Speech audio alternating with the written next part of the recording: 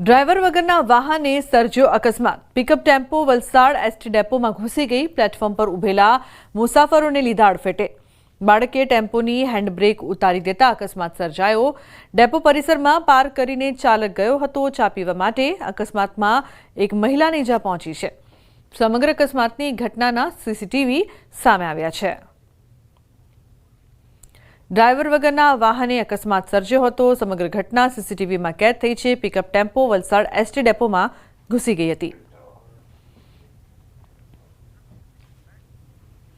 સુરતના ઉત્તરાયણ વિલંજા વિસ્તારમાં જીવલેણ હુમલો થયો છે। પ્રોપર્ટીના ઝઘડામાં જીવલેણ હુમલો પ્રદીપભાઈ દયાળભાઈ વ્યાસ નામના શખ્સ પર હુમલો કરવામાં આવ્યો। હુમલાને લઈને ઉત્તરાયણ પોલીસના ફરિયાદ નોંધાઈ છે। તો પ્રોપર્ટીને લઈને ઝઘડો થયો હતો જેમાં જીવલેણ હુમલો કરવામાં આવ્યો। સમગ્ર ઘટના સીસીટીવીમાં કેદ થઈ છે જેના આધારે પોલીસ દ્વારા વધુ તપાસ કરવામાં આવશે। રાજકોટમાં અસામાજિક તત્વો બેફામ બન્યા છે। પેટ્રોલ પંપ પર સિગરેટ પીવાની ના પાડતા બબાલ થઈ છે।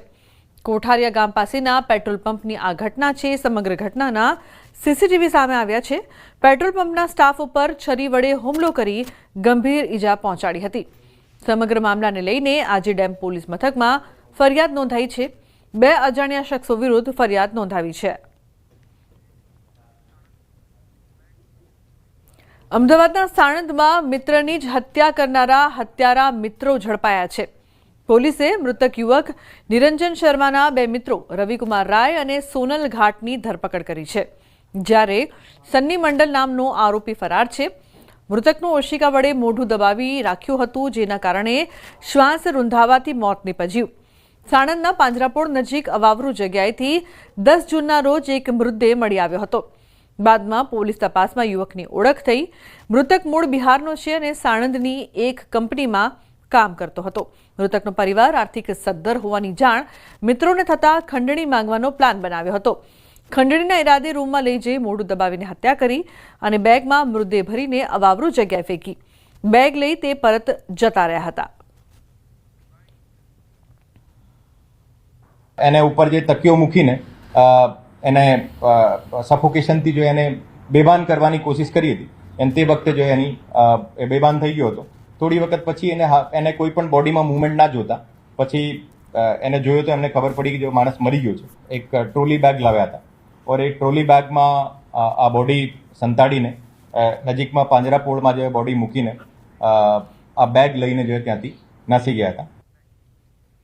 અમદાવાદના વટવામાં રવિવારે ફાયરિંગની ઘટના સામે આવી છે। શ્યામપ્રસાદ મુખર્જી નગરમાં 3 શખ્સોએ અંગત અદાવતમાં 4 રાઉન્ડ ફાયરિંગ કર્યું। પોલીસ એલસીબી સહિતનો સ્ટાફ ઘટના સ્થળે પહોંચ્યો હતો। પોલીસે 3 આરોપી સામે ગુનો નોંધીને શોધખોળ હાથ ધરી।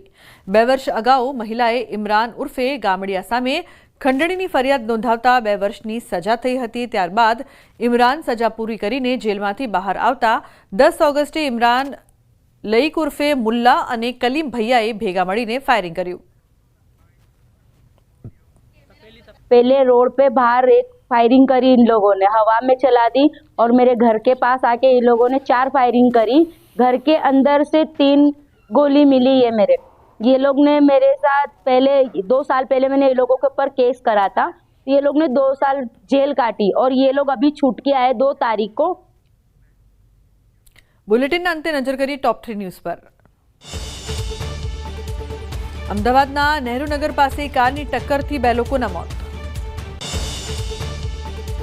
સુરતના લિંબાયતમાં ચપ્પાના ઘા મારીને યુવકની હત્યા। શ્રાવણના 3જા સોમવારે સોમનાથમાં ઉમટ્યું ભક્તોનું ઘોડાપુર।